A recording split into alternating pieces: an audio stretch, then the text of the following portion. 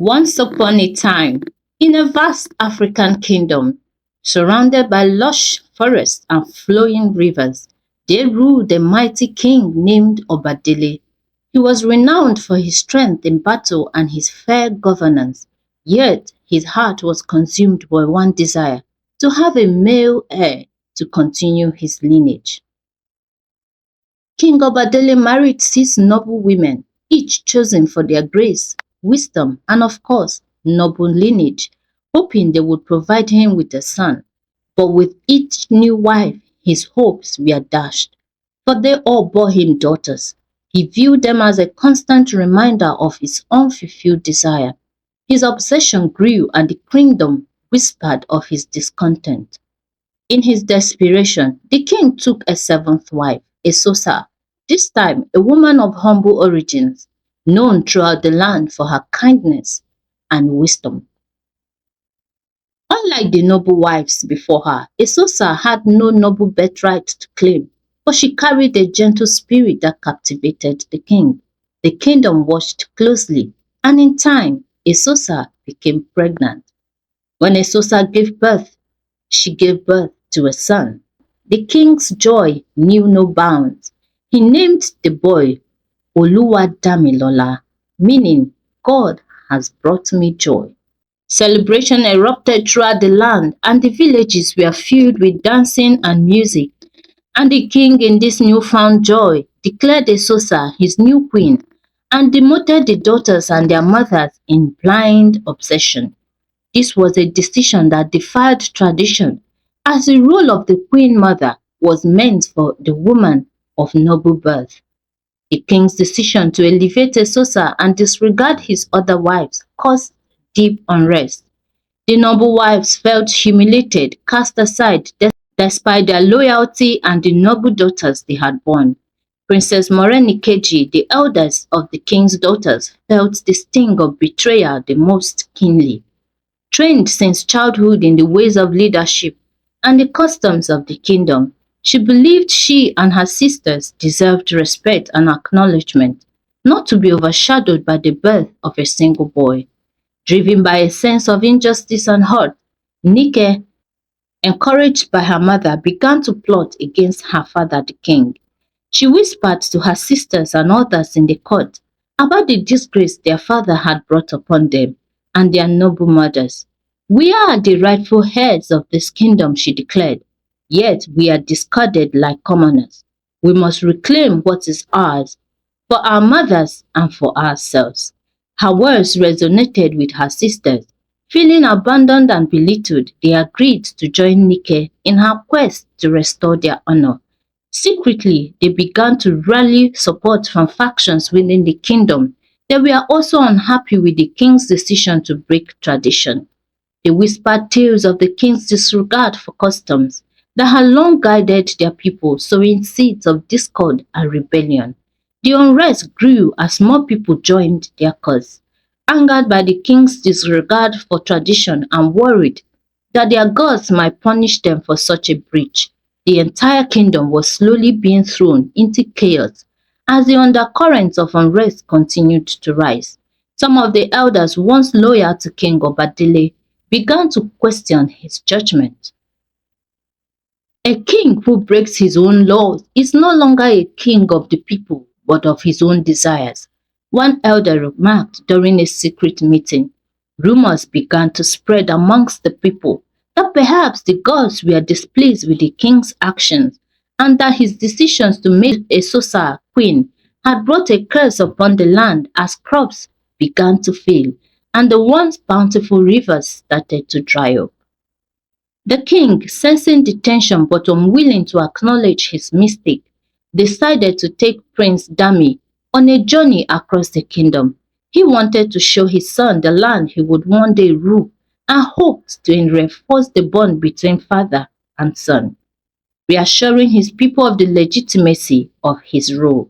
Queen Esosa, wise and aware of the growing unrest, advised the king to seek reconciliation with his daughters and the elders and his other wives. She urged him to listen to their grievances and reminded him of the importance of unity. But the king was adamant. I have waited all my lives for this moment, he said. I will not let anyone take it away from me. As they traveled from village to village, they were met with a mixture of celebration and skepticism. Some villagers welcomed them with open arms, eager to meet the new prince. Others, however, kept their distance, unsure of what the king's actions meant for the future of the kingdom. Along their journey, the king and his son encountered several signs of the growing discontent. They met a farmer who lamented the poor harvest. Despite these warnings, King Obadele remained resolute. They will see, he told his son.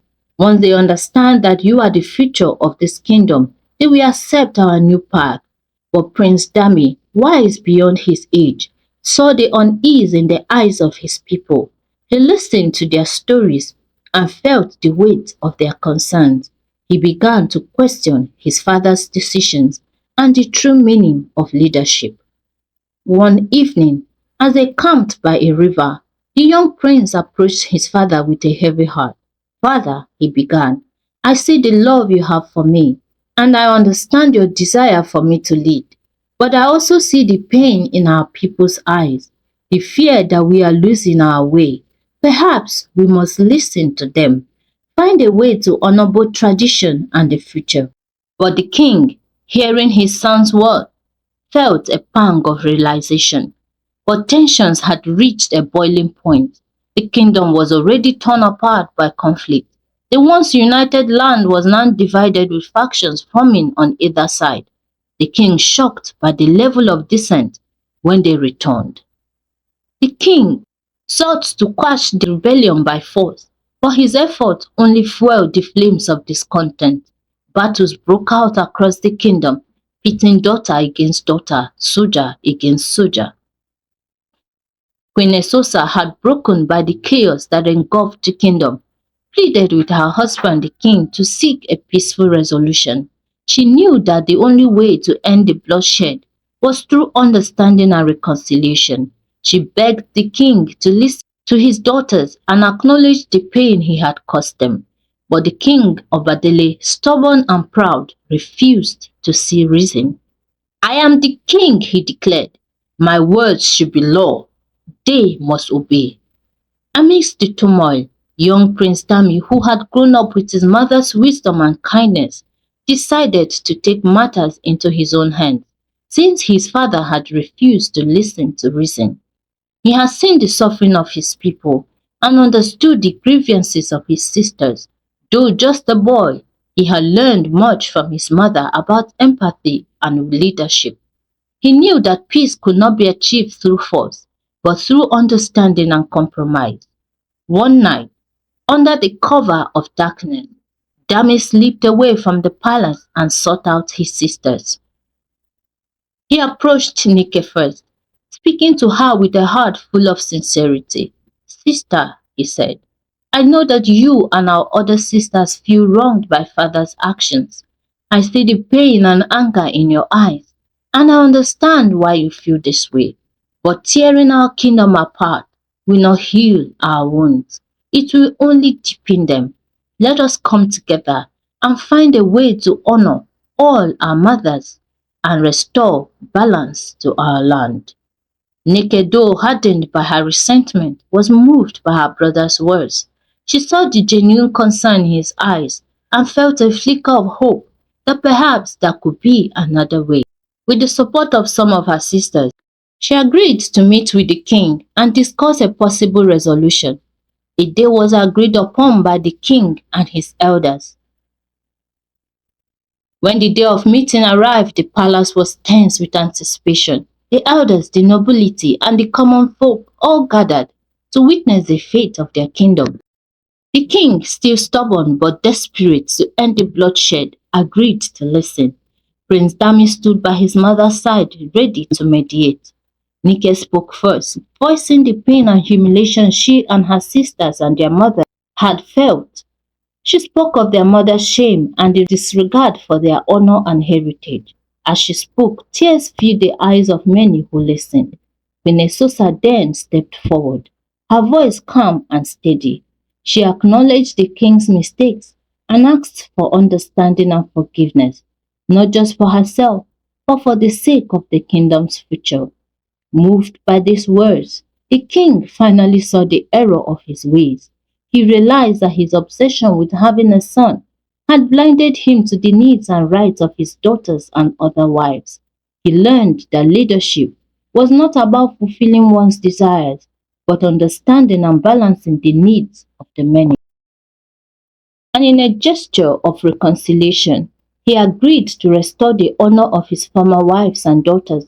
He promised to share power amongst his daughters, allowing them a voice in governance of the kingdom, and to respect the customs and traditions that had guided their people for generations. But the wounds of the kingdom were deep, and not all could be healed by words alone.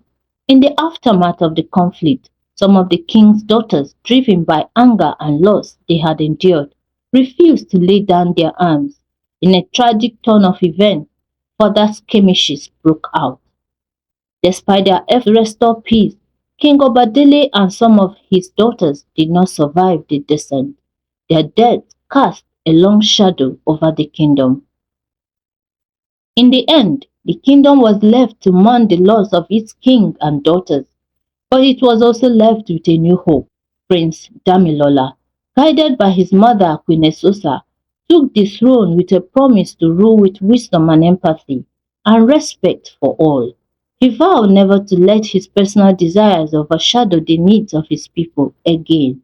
The kingdom, though scarred, began to heal, united by a newfound commitment to understanding and compassion. The rivers flowed once more, and the fields turned green with life.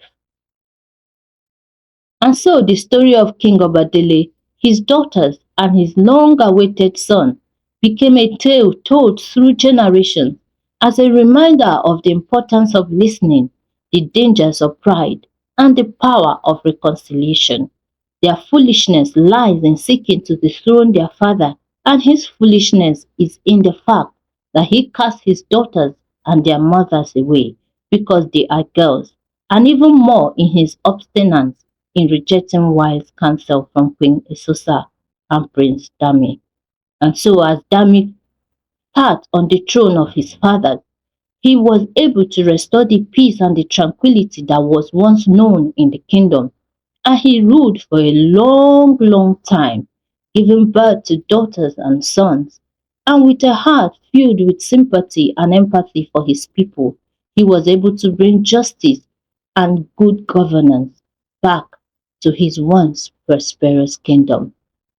The end.